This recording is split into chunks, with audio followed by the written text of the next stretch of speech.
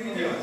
Corey, I just wanted to point out, we actually have a flyer that we have up the site that for people who need help and to understand what to do with Facebook when they're having problems, when they want to report something.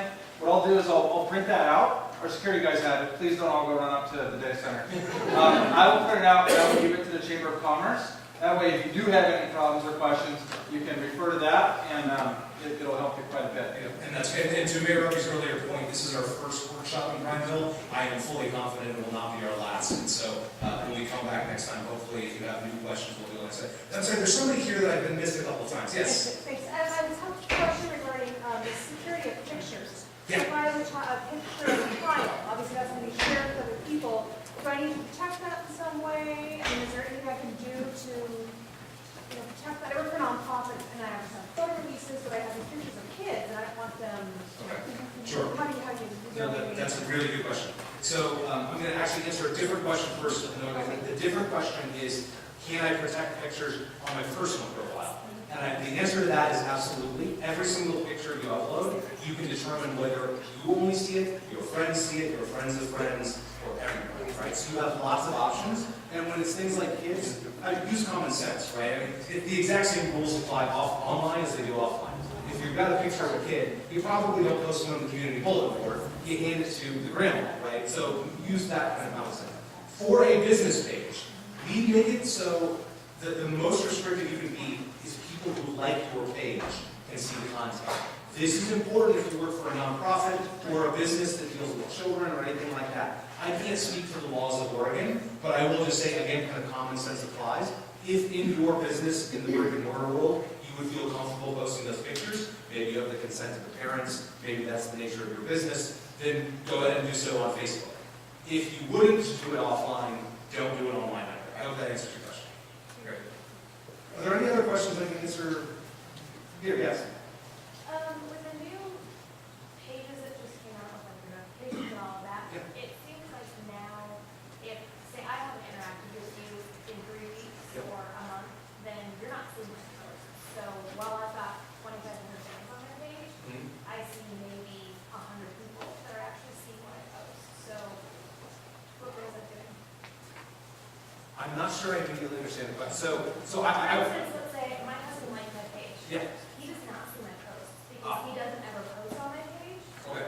So Okay. So the question is basically who sees the content of your updates once you like the page, or in the case of a business owner, who is seeing the content that you provide to your page? That's actually a really good question. There are two answers to that question, and it depends entirely on the user.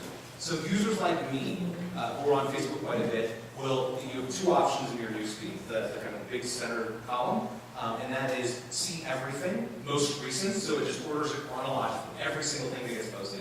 But that's because I get paid to serve Facebook for a living, so I do that. Other people will select what's called top news, or top posts. Those folks will see things based, it's not so much whether or not they visited your page recently, though that's one of the factors. It has a lot of factors, including to the point earlier about organizing the web around people. You're more likely to see a page if lots of your friends like it. You're more likely to see it if one of them has commented on it recently. So there are a number of factors. But yes, if they have that setting, it's possible they might not see your post when you post it. The flip side of that is, if yours is one of the top news, then they're more likely to see it than they would have been otherwise. So the top news is kind of a double-edged sword. And I think we've got time for maybe two more questions. I think there's one over here. And so if anyone else has one. Just remember to talk a little bit about when you do create the ad and then report it on, instruction calculated for you, indication of Right. That's actually a really good point. So a gentleman right over here was asking about a furniture business, and it sounded like a pretty specific target in mind. When you go to the ads tool, facebook.com/ads, if you want to create ads, as you change in real time, so if you just select United States, I think it will show you something like 143 million people might see your ad. And then if you select only women, then it'll say 80 million people. So in real time, as you're kind of tinkering, you can see how many people are going to see your ad. Because you might have this dream demographic of who you want to do, and then you target it, and then it turns out there are like 4 people.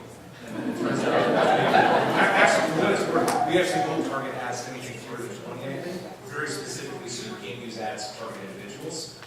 But to Marcus' point, you actually can kind of see, you can gauge. You probably don't want to target 1 million people If you also don't want to target 10 people, maybe you want to target something kind of in between. Are there any other questions before we wrap up? Yeah, Mark. Is Mark going to be here for the grand opening? Is Mark going to be here for the grand opening? So I think the short answer to that is when the data center goes online, I assure you Mark will be very excited. He already is. I can't say that.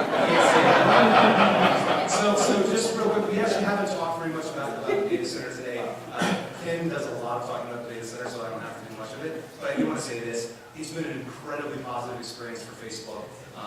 What Mayor Roby said about we needed you and not vice versa, in our mind is absolutely true. We are really excited to open the data center up here in the near future and get everything online. So all of this stuff we've been talking about today, you can create a business page and it'll be hosted right down the street. So do business locally, do your business on Facebook. Thank you all very much.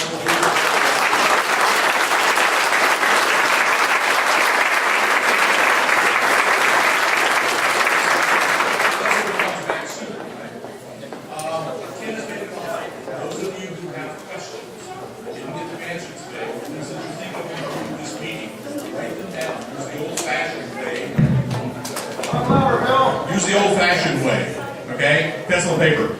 Write them down. We'll set up to the top of the hill. He said he will provide answers, right?